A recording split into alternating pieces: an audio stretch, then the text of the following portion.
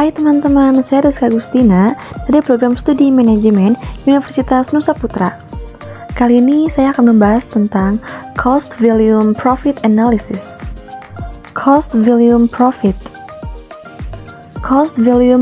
Analysis merupakan metode untuk menganalisis bagaimana keputusan operasi dan keputusan pemasaran mempengaruhi laba bersih berdasarkan pemahaman tentang hubungan antara biaya variabel, biaya tetap, harga jual per unit, dan tingkat output.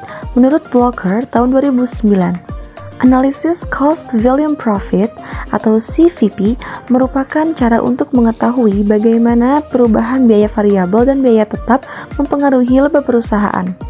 Perusahaan dapat menggunakan Cost Volume Profit atau CVP untuk melihat berapa banyak unit yang harus mereka jual untuk mencapai titik impas atau menutupi semua biaya atau mencapai margin keuntungan minimum tertentu. Analisis Cost Volume Profit membuat beberapa asumsi termasuk bahwa harga jual, biaya tetap, dan biaya variabel per unit bersifat konstan. Analisis Cost Volume Profit atau CVP digunakan untuk menentukan bagaimana perubahan biaya dan volume mempengaruhi pendapatan operasional dan laba bersih perusahaan. Dalam melakukan analisis ini, ada beberapa asumsi yang dibuat, antara lain yaitu harga jual per unit konstan, biaya variabel per unit konstan, total biaya tetap konstan, semua yang diproduksi dijual, biaya hanya terpengaruh karena aktivitas berubah. Analisis Cost Volume Profit merupakan alat bantu untuk memahami hubungan timbal balik antara biaya, volume, dan laba dalam organisasi dengan memfokuskan pada interaksi antara 5 elemen menurut Garrison dan kawan-kawan tahun 2006, yaitu harga produk, volume atau tingkat aktivitas, biaya variabel per unit, total biaya tetap, dan bauran produk yang dijual. Komponen Cost Volume Profit Analysis. Ada beberapa komponen berbeda yang secara bersamaan membentuk analisis Cost Volume Profit.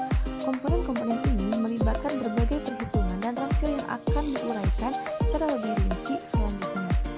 Komponen utama dari analisis CVP adalah Contribution Margin Ratio and Variable Expense Ratio, Break-Even Point, Margin of Safety.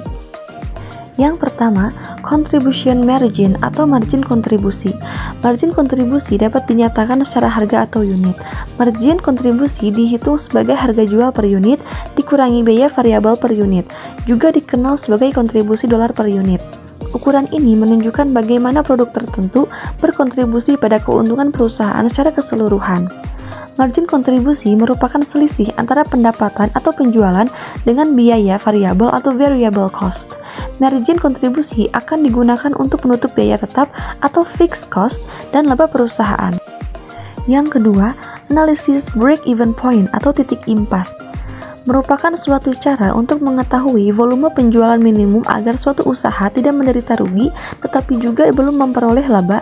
Dengan kata lain, labanya sama dengan nol. Dalam analisis break-even point memerlukan informasi mengenai penjualan dan biaya yang dikeluarkan. Ada 3 pendekatan yang dapat digunakan dalam menentukan break-even point. Yang pertama, pendekatan persamaan. Yang kedua, pendekatan margin kontribusi. Pendekatan margin kontribusi sebenarnya merupakan pengembangan dari pendekatan persamaan, khususnya pada bagian yang terletak pada pembaginya. Yang ketiga, pendekatan grafik. Pendekatan grafik yaitu grafik cost volume profit dalam break-even point merupakan grafik yang di dalamnya menggambarkan hubungan antara cost, volume, dan profit dengan menghubungkan garis total biaya pada satu grafik yang sama. Yang ketiga, margin of safety. Margin of safety atau margin keamanan adalah selisih antara rencana penjualan dalam unit atau satuan uang dengan impas dalam unit atau satuan uang penjualan.